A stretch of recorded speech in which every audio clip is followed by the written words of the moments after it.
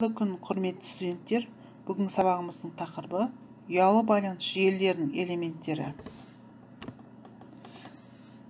Сабақтың мақсаты ұялы байланыс желілерінің элементтерінің жұмыс принципімен танысып, алған білімдерін тәжірибе жүзінде қолдана алады.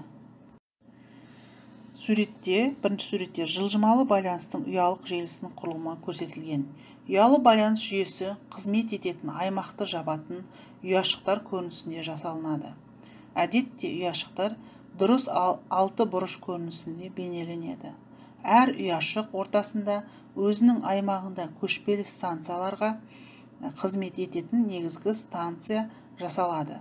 Абонент бір ұяшықтан екіншісіне көшкенде, қызмет ету бір негізгі станциясынан екіншісіне көшеді. Барлық негізгі станциялар ажыратылған сымдар немесе радиорелейлік байланыс каналдарымен коммутациялы орталығымен қосылған. Коммутациялық орталықтан телефондық жалпы пайдалану станциясына шығысы бар. Бірінші суретте жүйенің жоғарыда баяндалған құрылымға сай жеңілдетілген функционалдық схемасы көрсетілген. Ұялы байланыс жүйесі бір коммутациялы орталығынан тыс тағы да коммутациялық орталыққа ие болуы мүмкін. Бұл желінің даму эволюциясына немесе коммутациялық сыйымдылығының шектелуімен байланысады. Мысалы, бірнеше коммутациялық орталыққа жүйе құрылымы болуы мүмкін. Олар шлюздік немесе транзиттік деп аталынады.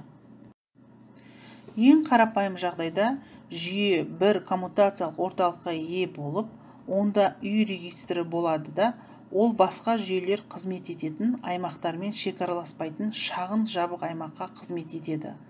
Олар, егер жүйе үлкен аймаққа қызмет көрсетсе, ол екі және одан да көп коммутациялық орталыққа ие бола алады. Солардың бастысында үй регистрі болады, ал қызмет көрсететін аймақ басқа жүйелермен қызмет көрсететін аймақтармен шекараласпайды. Екі жағдайда да абоненттердің ұяшықтар арасында көшуі қызмет өтуді қамтамасыз етеді. Ал басқа жүйе аймағына өту роумингке алып келеді. Егер жүйе басқа ұялы байланыс жүйесімен шекаралас болса, онда абоненттің бір жүйеден басқасына көшуі қызмет көрсетудің жүйе арасында өзгеруіне алып келеді. Жылжымалы станция, цифрлық көшпелі станцияның блок схемасы осы үшінші суретте көрсетілген. Оның құрамына басқару блогы, қабылдау тарату блогы, антенналық блок енеді. Басқару блогы микрофондық, телефондық тұтқа, клавиатураға және дисплейге ие. Клавиатура шақырылған абоненттің телефон нөмірін және жылжымалы станция жұмыс режимін анықтайтын командаларды теруге арналған. Дисплей құрылғысы көрсететін түрлі информацияны және станцияның жұмыс орындауына байланысты бейнелерді көрсетуге арналған. Қабылдау тарату блогы таратушы қабылдағыш жиіліктерді синтездеу және логикалық блоктарға ие. Таратқыш құрамына мыналар кіреді. Сигналды микрофон шығысынан сандық түрге түрлендіреді және барлық кейінгі өңдеу мен сөз сигналдарын тарату сандық түрге түрленеді. Сөз кодері сөз сигналын кодтауды жүзеге асырады, яғни сандық формаға ие сигналды оның артықшылығын қысқарту мақсаттағы нақты заңдармен түрлендіру. Канал кодері сөз кодерінің шығысынан алынатын сигналды байланыс линиясы бойымен тарату кезіндегі қателерден қорғауға арналған қосымша ақпаратты сандық формаға қосады. Дәл сол мақсатпен ақпарат белгілі қайта орауға ұшырайды. Сонымен қатар канал кодері тарататын сигнал құрамына логикалық блоктан келіп түсетін басқару ақпаратын енгізеді.